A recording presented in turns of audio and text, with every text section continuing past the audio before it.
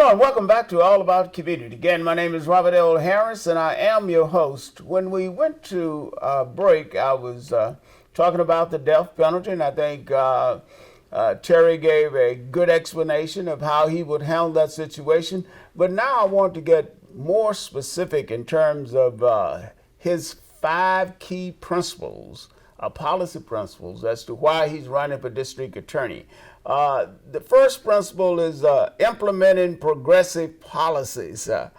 I'm just curious about what does that mean? What does implementing progressive policies mean to you, Terry? Well, to me, Bob, what it means is that, having been a prosecutor for 30 years, we know that about 80% of all crimes are nonviolent property crimes.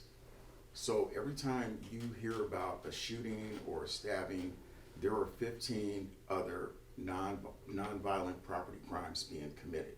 So the majority of what we see are those crimes.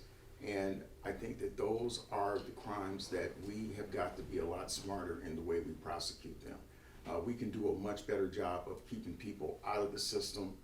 And there are a lot of people that many of these crimes are born from poverty, some mental illness, some combination of mental illness and substance abuse. And those are individuals that we can come in and try to assist them in getting on the right track. And we can do that. So in other words, everybody who commits a nonviolent crime should not necessarily go through the criminal justice system. I'm Correct. hearing you correctly.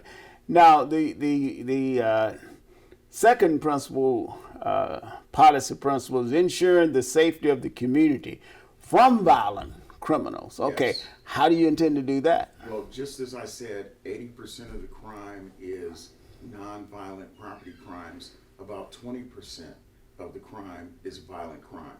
Mm-hmm. And those are the crimes that when the public sees someone has been shot, someone has been murdered, it has an impact on the whole community. Mm-hmm. People simply don't feel safe when they see that people are being shot and killed.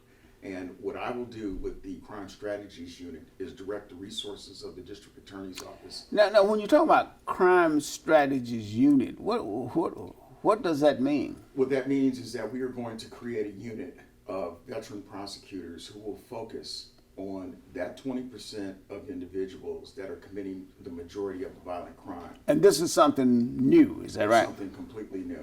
And it will be an intelligence-driven unit that will analyze data and have a cooperative relationship with law enforcement where we are focusing on the individuals that are committing the most violent crimes in the city. Okay. And we're going to get those individuals off the street. Well, I certainly hope so, because at the moment we're having seemed like an epidemic of crimes, violent crimes, right here in Alameda County. Absolutely. Transparency in the district attorney's office. What does that mean? Well, it's important, Bob, because most of the times when I'm out in the community and I tell people I'm a prosecutor, I can see the look on their face that many times they don't even know what a prosecutor is. They don't really know what I do. And I think that we have to do a better job of explaining what our role is in the community and how we come to the decisions that we make so that they can have greater confidence in the whole criminal justice system. Because the reality is, particularly in communities of color, black and brown communities, there is not a lot of trust in the criminal justice system. And so we think that it's important that we are transparent about our decision making so that they see that it's a fair process. And how do you get people to see that it's a fair process? Well, is it education or what? It is education. There are a lot of community groups that meet on a monthly basis in many of the communities. It's making appearances at those community meetings and answering whatever questions they have about the criminal justice system. I attend many of the NCPC meetings in Oakland. What's NCPC? What's NCPC? That's where the different districts of Oakland, the communities of that particular district meet on a monthly basis, and they discuss the issues of the neighborhood. Okay. And I've gone to numerous NCPC meetings, and many of them ask the same question. They say, we have one or two homeless people in the neighborhood. They're causing all kinds of problems. We don't necessarily want them to be arrested, but we want the problem addressed. Or we have the family that stays up all night playing loud music, cars going up and down the street. We want that situation addressed. We have the sideshows that show up out of nowhere. We want that situation addressed. So that's where you can come. Well, all I can say is the sideshow's been going on for a long time, and if you can resolve that issue, then I think everybody ought to be voting for you.